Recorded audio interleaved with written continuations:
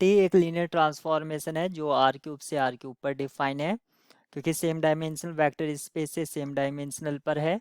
और यहाँ पर इसका matrix representation with respect to standard ordered basis दे रखा है, और ये एक स्क्यू सिमेट्रिक मैट्रिक्स है। Skew symmetric matrix with odd order, उसका डिटर्मिनेंट 0 होता है। डिटर्मिनेंट 0 होने से इसकी जो रैंक है वो लेस देन 3 होगी, तो इसकी नलिटी भी 0 नहीं होगी। यानी कि नलिटी 0 नहीं होगी, इसका मीनिंग आपका टी 1 1 नहीं होगा, 1 1 नहीं होगा तो ऑन टू भी नहीं होगा। क्या तो दोनों एक साथ होंगे या दोनों ही एक साथ नहीं होंगे। हमें एक 2x2 ऑर्डर का सब मैट्रिक्स या माइनर मिल रहा है जिसका डिटर्मिनेंट नॉन जीरो है, तो इसकी रैंक 1 भी नहीं हो सकती है। ऑप्शन सी यहाँ पर कहते हैं डज नॉट मैप। इंपॉर्टेंट बात यह है, does not map any line through the origin on to itself.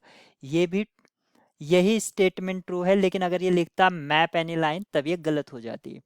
अब यहाँ पर इसको समझने की बात है, अगर हम एक्स वाई कोऑर्डिनेट सिस्टम में एक लाइन माने जो ओरिजिन से पास हो रही है, तो इसको किस तरह का मानेंगे हम, y equals to M X type का। यानी कि अगर कोई मैं लीनियर ट्रांसफॉर्मेशन इस तरह की कंसीडर करता हूँ T X equals to lambda X, तब ये एक लाइन को मैप करेगा।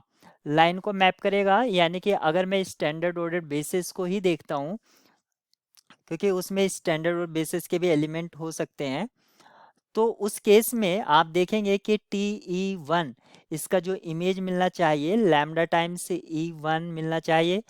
फिर टी ई टू ये भी मुझे क्या मिलना चाहिए, लैम्डा टाइम्स ई टू मिलना चाहिए। लेकिन अगर मैट्रिक्स रिप्रेजेंटेशन देखते हैं, ई वन का जो इमेज है वो आपको क्या मिल रहा है, 0 माइनस ए माइनस बी, इस तरह से आपको मिल रहा है। और यहाँ पर आप देखेंगे कि लैम्डा का वैल्यू कोई स्पेसिफिक नहीं है, क्योंकि दूसरा कॉलम अगर आप देखते हैं ए 0 माइनस सी, और जबकि ये क्या होना चाहिए, ई टू का मल्टीपल होना चाहिए, जबकि ऐसा नहीं है। यानी कि does not map any line through the origin on to it's self.